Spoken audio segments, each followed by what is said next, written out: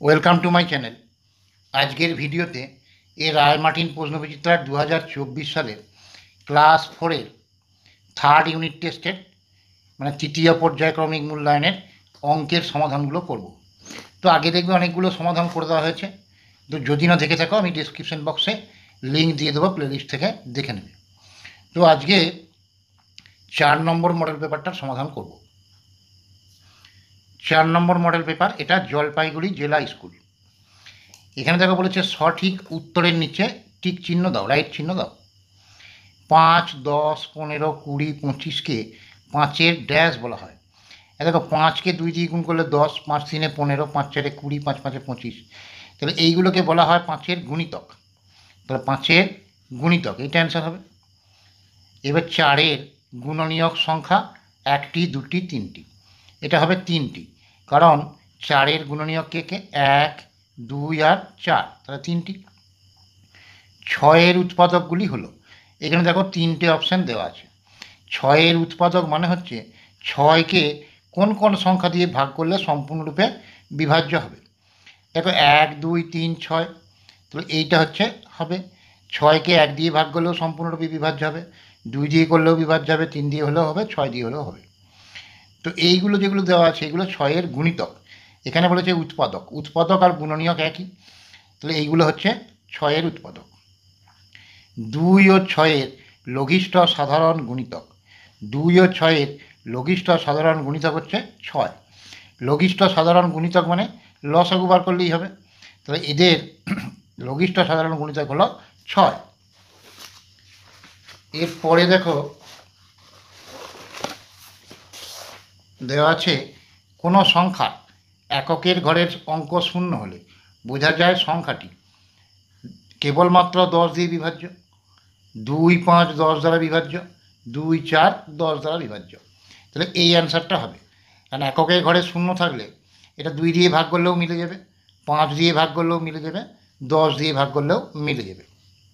তাহলে 2, 5 আর 10, এই অপশানটা উত্তর হবে।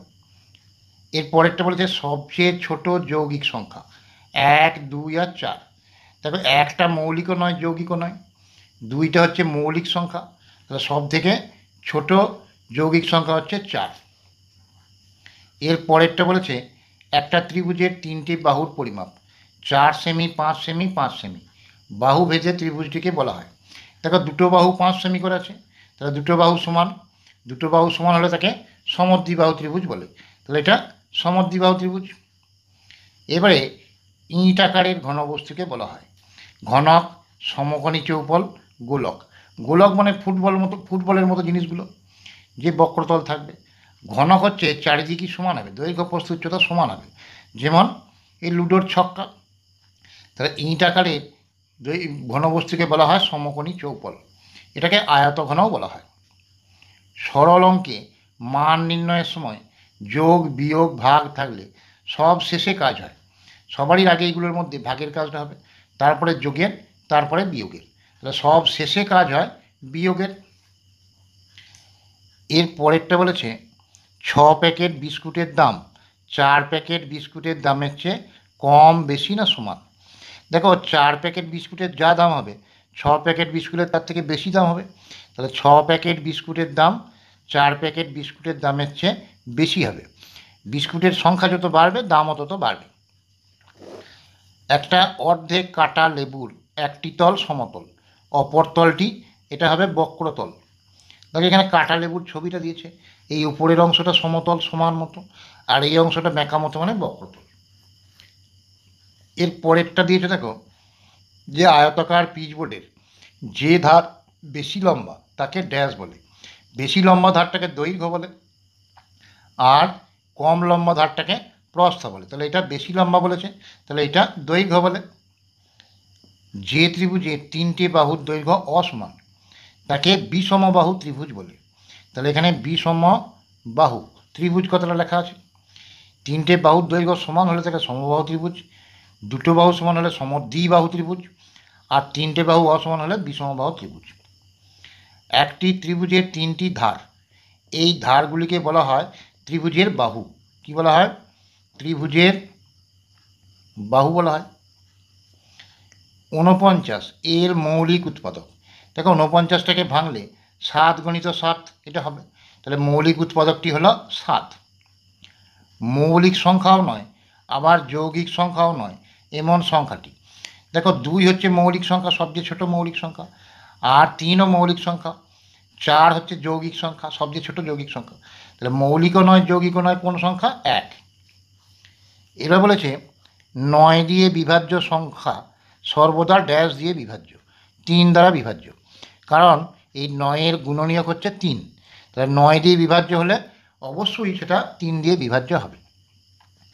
এর পরেরটা বলেছে 12-এর সবচেয়ে বড় উৎপাদক। 12-এর উৎপাদকগুলো হচ্ছে 1, 2, 3, 4, 6, 12। সবচেয়ে বড় উৎপাদক হচ্ছে ওই সংখ্যাটা নিজেই, মানে 12। এরপরে দেখো বলেছে Z A, Y B, X C, W D. তো বিন্যাসটির পরবর্তীটি হবে। দেখো প্রথম ঘরে আছে এ, আমি প্রথমে একটা দেখছি, তারপর একটা বি, তারপর একটা সি, তারপর একটা ডি, তারপরে শেষে নিশ্চয়ই হবে ই। তাহলে A B C D E. এবার ধর এখানে জেড, তার আগে আছে ওয়াই, তার আগে এক্স, তাহলে ডব্লু, তার আগে হবে ভি, তাহলে U V W x V হবে, তাহলে ভি, তারপরে ডব্লু, তারপরে এক্স, তারপরে ওয়াই, তারপরে জেড। 1, 2, 4, 8, 16 বিন্যাসটির পরবর্তীটি হবে। তাহলে 1-এর দ্বিগুণ করে 2 হয়েছে, 2-এর দ্বিগুণ করলে 4, 4-এর দ্বিগুণ করলে 8, 8-এর দ্বিগুণ করলে 16, তাহলে 16-এর দ্বিগুণ করলে 32, তাহলে পরেরটা হবে 32। এরপর বলেছে 6 ও 9-এর গুণিতক নির্ণয় করো। গুণিতকগুলির মধ্যে দুটি সাধারণ গুণিতক খুঁজে লেখো। তাহলে 6-এর গুণিতক মানে হচ্ছে 6কে পরপর গুণ করে করে লিখতে হবে। তাহলে 6-এর গুণিতক 6 1 6, 6 2 12, 6 3 18, 6 4 24, 6 5 30, 6 6 36, 6 7 42, এরকমভাবে অসংখ্য গুণিতক হবে। তাহলে 6-এর গুণিতক মানে 1 দিয়ে গুণ 6, 2 দিয়ে গুণ করলে 12, 3 দিয়ে 18, 4 দিয়ে 24, 5 6 30, 6 6 36, 7 6 42, এরকমভাবে। আর বলেছে 9-এর গুণিতক।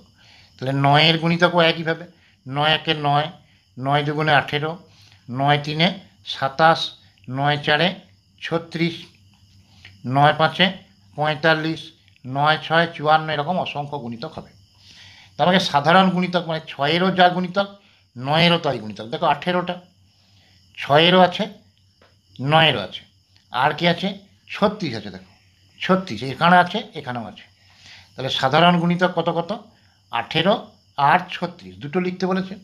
আরও লেখা যাবে, তো এটাকে আরও গুণ করে করে যেতে হবে, এটাকে আরও গুণ করে করে যেতে হবে। এর পরের প্রশ্নটা বলেছে যে 7 ও 9কে কি যমজ মৌলিক সংখ্যা বলা যেতে পারে? যুক্তিসহ উত্তর দাও। তাহলে 7 আর 9 এদের ডিফারেন্স মানে পার্থক্য 2 বটে, কিন্তু দেখো 7টা মৌলিক সংখ্যা, তাহলে 9টা কিন্তু মৌলিক সংখ্যা নয়। এই দুটো কি মৌলিক সংখ্যা হতে হবে, তবে এবং যদি তাদের পার্থক্য 2 হতে হবে। এদের পার্থক্য 2 বটে, কিন্তু একটা মৌলিক সংখ্যা আর একটা যৌগিক সংখ্যা, তাহলে এটা যমজ মৌলিক সংখ্যা বলা যাবে না। তাহলে যুক্তিটা কি বললাম? এদের পার্থক্য 2 হলেও একটি মৌলিক সংখ্যা, 7টি মৌলিক সংখ্যা, কিন্তু 9টি যৌগিক সংখ্যা, মৌলিক সংখ্যা নয়, তাই পরস্পর যমজ মৌলিক সংখ্যা বলা যাবে না। 8 ও 9কে কি পরস্পর মৌলিক সংখ্যা বলা যেতে পারে? যুক্তিসহ উত্তর দাও। হ্যাঁ, এটা বলা যেতে পারে, কারণ পরস্পর মৌলিক সংখ্যা কাকে বলে? যে কোনো দুটো সংখ্যা, যৌগিকও হতে পারে, মৌলিকও হতে পারে, যে কোনো দুটো সংখ্যা, তাদের সাধারণ গুণনীয়ক বা গসাগু কেবলমাত্র 1 হতে হবে। তাহলে এই দুজনের গসাগু হচ্ছে 1, আবার এই দুজনের সাধারণ গুণনীয়ক হচ্ছে 1, কেবলমাত্র একই আছে, আর দুজনের কোনো সাধারণ গুণনীয়ক নেই। তাহলে মানে এরা পরস্পর মৌলিক বলা যেতে পারে। তারপর বলেছে 1 ও 15 এর মধ্যবর্তী মৌলিক সংখ্যাগুলি লেখো। দেখো 1 আর 15-এর মধ্যে মৌলিক সংখ্যাগুলো হচ্ছে, প্রথম মৌলিক সংখ্যা 2, তারপরে 3, তারপরে 5, তারপরে 7, তারপরে 11, তারপরে 13। তাহলে এটা 1 আর 15-এর মধ্যে আছে এগুলো। তাহলে কোনগুলো? 2, 3, 5, 7, 9, এটা দেখো মৌলিক সংখ্যা নয়, যৌগিক। 11, 13 এইগুলো হচ্ছে 1 আর 15-এর মধ্যে মৌলিক সংখ্যা। এরপরে দেখো এই সরলটা দেওয়া আছে 27 দিয়ে বিযুক্ত দ্বিতীয় বন্ধনী 9 যুক্ত 2 গণিত প্রথম বন্ধনীর ভেতরে 8 বিযুক্ত 3। তাহলে আমরা সরলের বদমাস নিয়ম অনুযায়ী জানি প্রথমে ব্র্যাকেট বা বন্ধনীর কাজ করতে হয়, বন্ধনীর মধ্যে প্রথম বন্ধনীর কাজটা আগে করতে হবে, তারপর দ্বিতীয় বন্ধনী। তাহলে এখানে বাকিগুলো লিখে রাখি 27 বিয়োগ দ্বিতীয় বন্ধনী 9 যুক্ত এখানে 2 গণিত 8 থেকে 3টা বিয়োগ মানে 5 দ্বিতীয় বন্ধনী শেষ। তাহলে এখানে 27 বিযুক্ত এখানে দেখো দ্বিতীয় বন্ধনীর মধ্যে যোগ আর গুণ আছে, তাহলে আগে গুণের কাজটা করব। তাহলে 9 যুক্ত 2 5 গুণ করলে 10, তাহলে 27 বিযুক্ত 9 আর 10 যোগ করলে 19, তাহলে 27 থেকে 19 বিয়োগ তাহলে 8 হবে।